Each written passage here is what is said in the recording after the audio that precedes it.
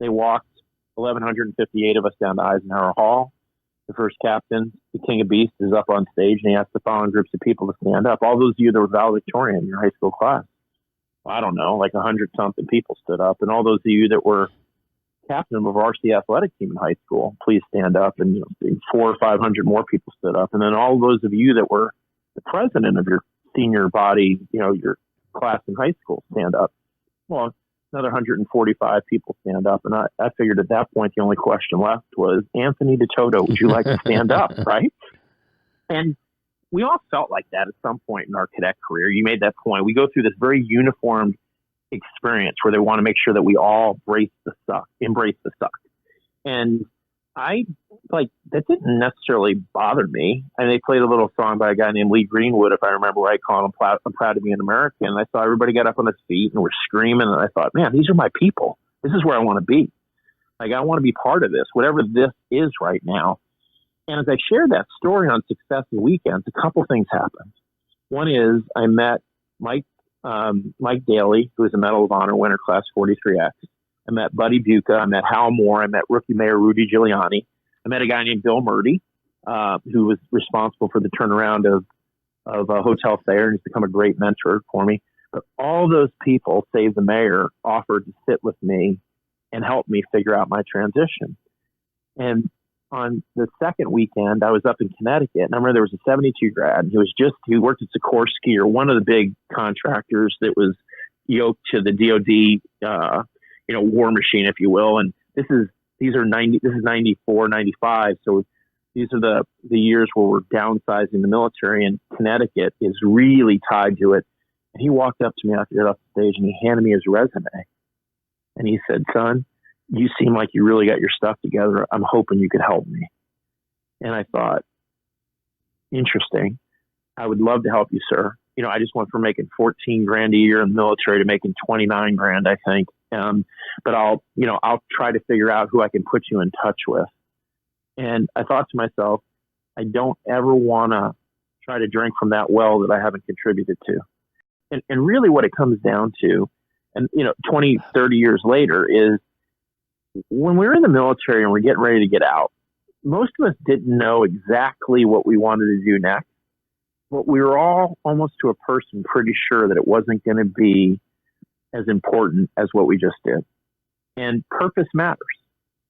That adage that nobody remembers who finished second?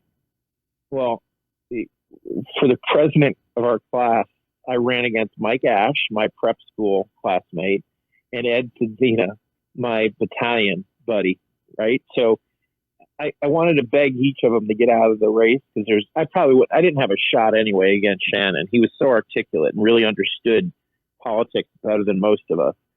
But Shannon was the first sort of deep bruise about finishing second to something that I wanted. And it was a good thing, right? It's a little bit like Avis. We try a little bit harder, and so when we say fallen, I think it was a shock to all of us. It was a shock to all of us that Shannon got a little bit quiet after graduation, because he was always ever present and always had a smile on his face. And my company mate, Kevin Krieger, was the only one that could come close to doing, they called it the Arkansas poop. They had this little political rhetoric chant that they knew. But they had done boys state, a number of different things. And that was the one, and of course, like Tommy McTeague and his dad used to come to our rugby matches. And I remember playing the Southside Irish, and let's just say that things got a little bit spun up outside the scrum, and the ball went the other way. And Mr. McTeague was there just screaming, rooting for a little battle that was going on between me and one other guy that the other guy didn't do so well at the end of this little battle that nobody could see, because most people were 50 meters the other side. But always a smile on his face.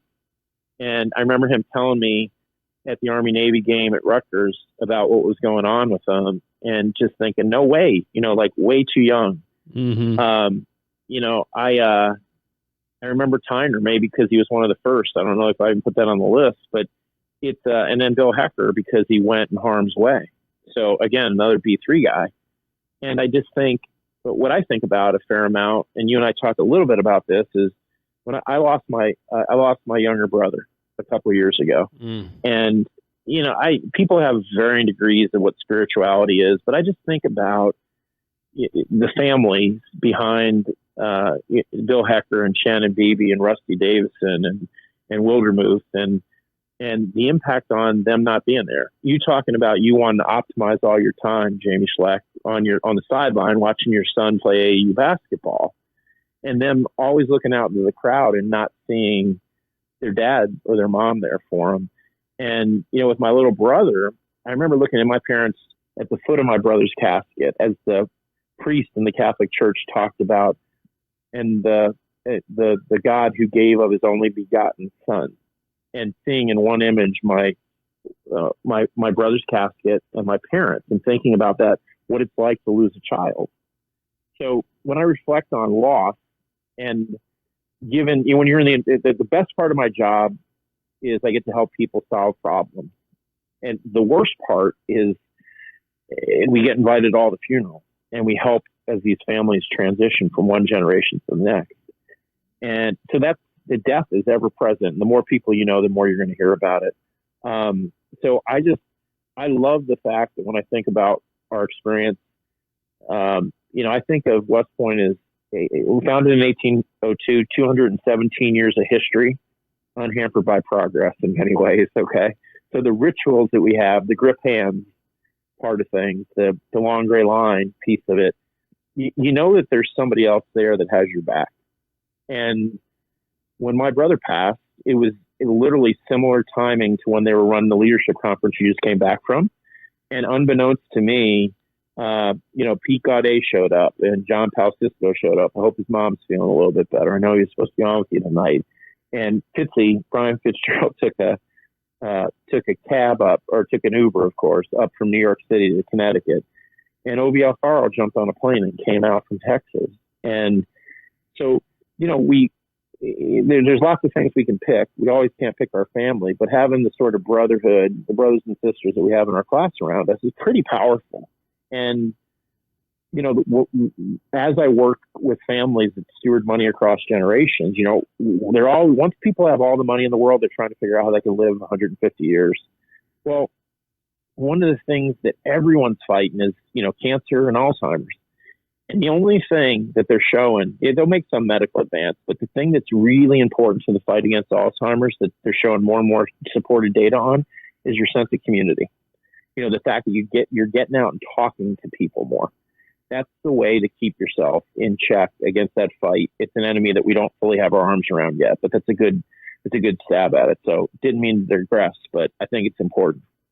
Well, I think you have been a master at networking, maintaining, relationships. You mentioned before, Bill Murdy and Buddy Buca and, Stan McChrystal is another guy that you've been connected to. And, Ryan McCarthy and, our classmates, people years ahead of us and years before us. And so anyway, I'm always intrigued by your ability to maintain that large network. It's the only one who comes close to rivaling you, I think. Who would you think I would say that comes close? Not our classmate. Somebody who will come close to rivaling you in terms of maintaining a long, deep network of people. We both know.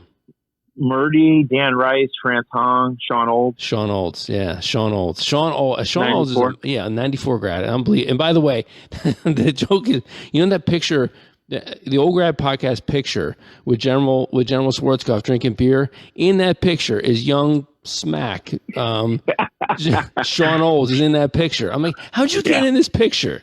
He goes, I'm everywhere. So. Well, one of the things I found over the years, and thank you, Jamie, but that I think of connectivity is important. Networking, some people feel like, it's a 4-letter word. I only have to do that if I'm not good at my trade. What I found over the years is having mentors in different decades of life is really important. So my SAT word, avuncular, kind uncle. My other one is thinking about, what's the right way to say this? How do I, orthogonal, how do I want to look at an issue through your lens? Think about a fish in a bowl and then picking up that bowl and spinning it around. I never ran a chemical company. If I wanted to understand something about not just the aesthetics and the supply chain and the financials, I'd pick up the phone and call you. And if you're not the guy, you're going to know 10 of the guys that can help me with that. I'll put you through somebody else, not me. Right. But you get the point. You're going to know you're the hub to those spokes for me. And that's the way. I'm not very linear, but I've been able to leverage that. So I wind up being the first phone call for people where there's nothing they can really do for me. And they always ask, hey, Ants, how can I ever reciprocate that? And I've always said, hey, look, man, when you're in a position to do this 20 years from now, do it for somebody else. Because the Hal Moores and the Buddy Bucas and the Mike Daly's did it for me. The Bill Murdays really did it for me. And they do it, right? You do it for somebody because you see a little bit of yourself in them in some way. And I look at it like, people could say karma or paying it forward or serendipity, or the Catholics call it providence. Who cares? It's the right thing to do. In my mind, it's the cadet prayer. It's the, working for the whole truth.